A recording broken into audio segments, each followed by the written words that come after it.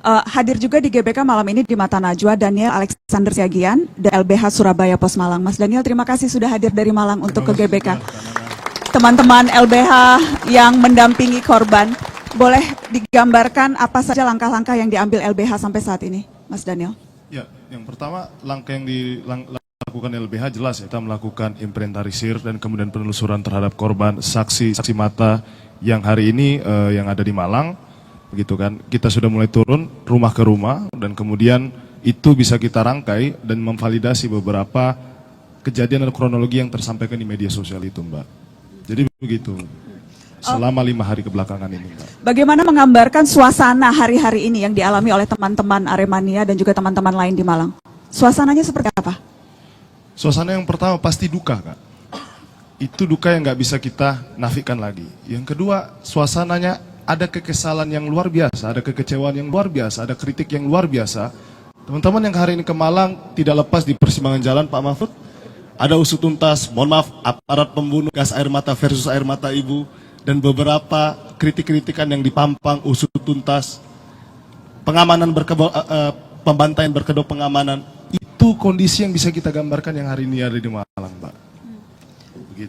Saya ingin klarifikasi satu hal, karena ini juga membawa Mata Najwa dan narasi. Ada seorang pemilik akun media sosial yang mengunggah video ribuan supporter berdesakan di pintu keluar Stadion Kanjuruhan, yang kemudian disebut dijemput polisi. Sebelumnya sempat beredar di Twitter bahwa ia diundang ke Mata Najwa, ke Jakarta, dan pada saat di stasiun ia kemudian dijebak. Itu kemudian istilah yang beredar di media sosial, yang kemudian sempat ramai begitu kemarin. Jadi katanya ada undangan dari Mata Najwa, tapi pada saat di stasiun kemudian dibawa polisi.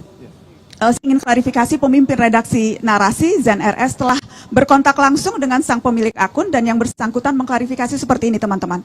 Saya tidak menerima undangan dari manapun, baik dari narasi atau yang lain. Saya berada di stasiun saat dijemput polisi, ya memang ia dijemput polisi, karena tempat kerja saya memang di sekitar situ. Jadi tidak benar saya dijebak. Tahu LBH juga mendampingi pemilik akun ini dan memang ya dijemput polisi pada saat di stasiun. Secara kronologi berdasarkan persetujuan kita belum bisa meminta persetujuan dari keluarga korban, Mbak.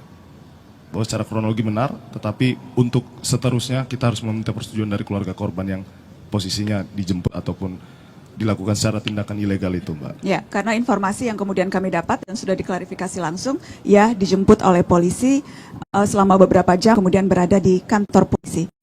Apakah LBH juga menerima aduan atau informasi tentang mungkin pengunggah-pengunggah media sosial yang lain atau saksi mata yang juga diminta keterangan oleh polisi? Ini kabar berseliweran di Malang. Jadi kabar ini nggak hanya 1-2 orang, Pak Mahfud. Nggak hanya yang terjadi di saksi K, inisial K.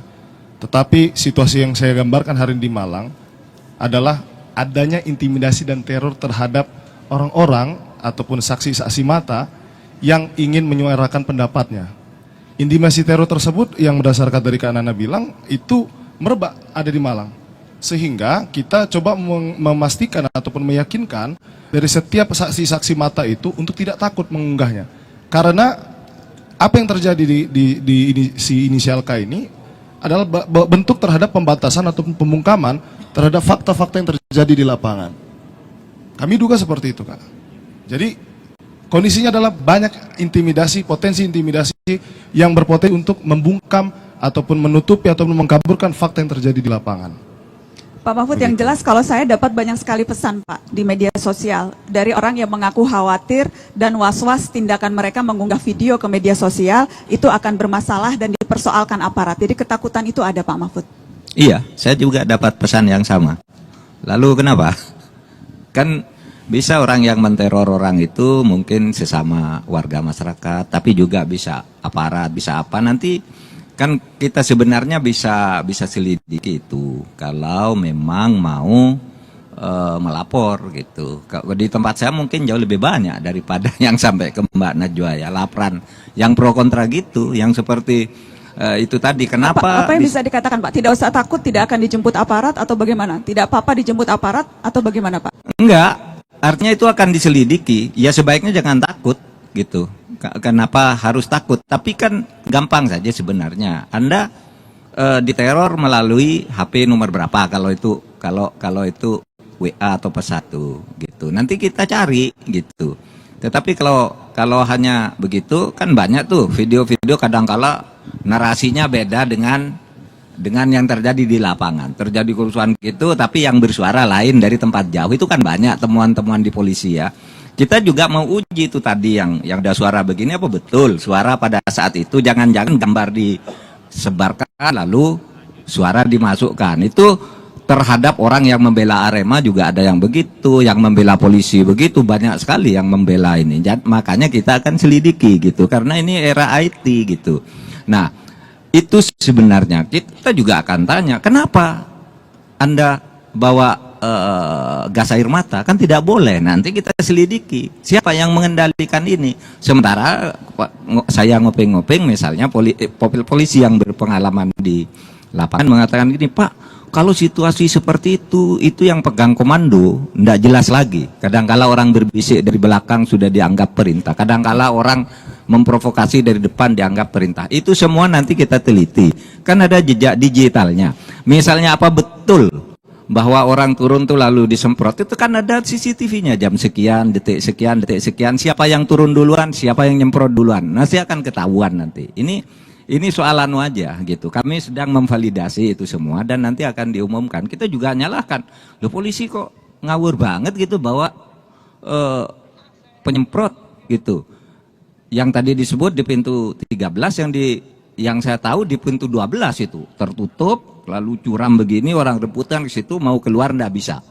Tetapi bahwa penonton itu yang di dalam dengan kapasitas 38.000 dijual tiketnya 42.100 sekian. Tiket yang habis itu yang di luar. Di luar yang berteriak-teriak bahwa keributan di luar, kita tahu juga sudah masuk informasi di situ memang ada CCTV untuk nobar. Televisi untuk nobar. Nah, itu begitu di dalam rame, yang di luar tuh ingin tahu mau masuk dalam, yang di luar mau keluar gitu. Itu yang sudah kita punya.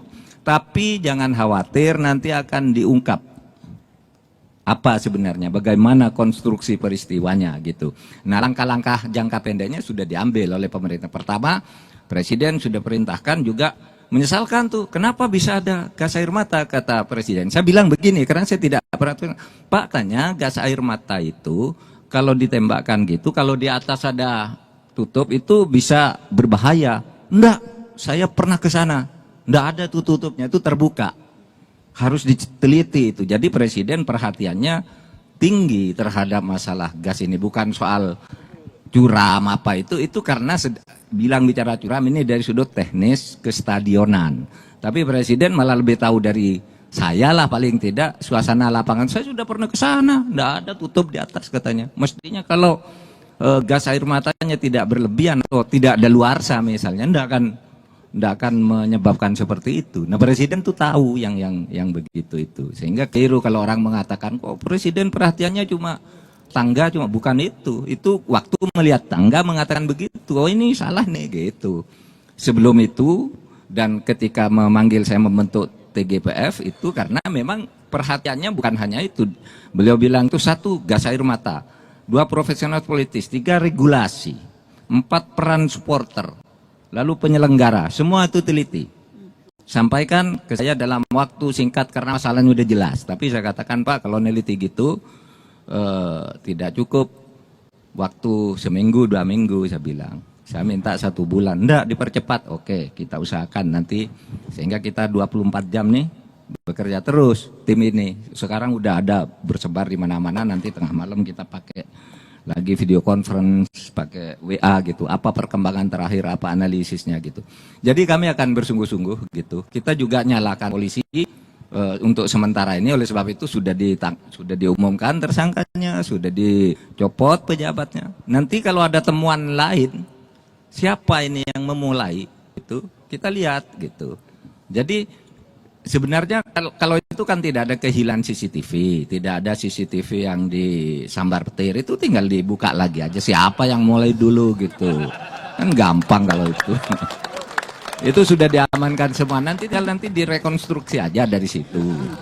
Itulah. soal CCTV saya tahu LBH juga punya concern soal CCTV. Apa Betul. concern LBH? Ada Pak Mahfud bisa disampaikan? Ya, yang jelas CCTV yang diambil kalau nggak salah di CCTV Gate 9 sampai 14 ya Pak Mahfud ya. Yang pertama perlu kita sampaikan terkait soal data yang ada di CCTV harus dibuka secara tuntas. Apakah ada kelalaian terhadap penutupan oknum ataupun terduga orang yang menutup pintu itu. Yang kedua adalah bicara soal ini harus dibuka tuntas Pak. Ada 32 unit CCTV yang kita lihat. Ya. Itu perlu dibuka secara publik. Supaya tidak ada yang dikaburkan, supaya tidak ada yang dihalang-halangi ataupun yang dibatasi, Pak. Baik. Pasti. Itu harapan Pasti dari koalisi dibuka. masyarakat sipil. Pasti nanti akan terbuka. Kita juga, ini makanya ketuanya setingkat menteri, bisa manggil Kapolri, bisa manggil siapa saja. Setingkat gitu. Menko. Setingkat Menko. Saya kemarin usul, sudahlah dari LSM, dari apa semua, orang swasta semua gitu yang menjadi tim ini. Tapi Pak Presiden tidak. Pak Menko pimpin sendiri gitu.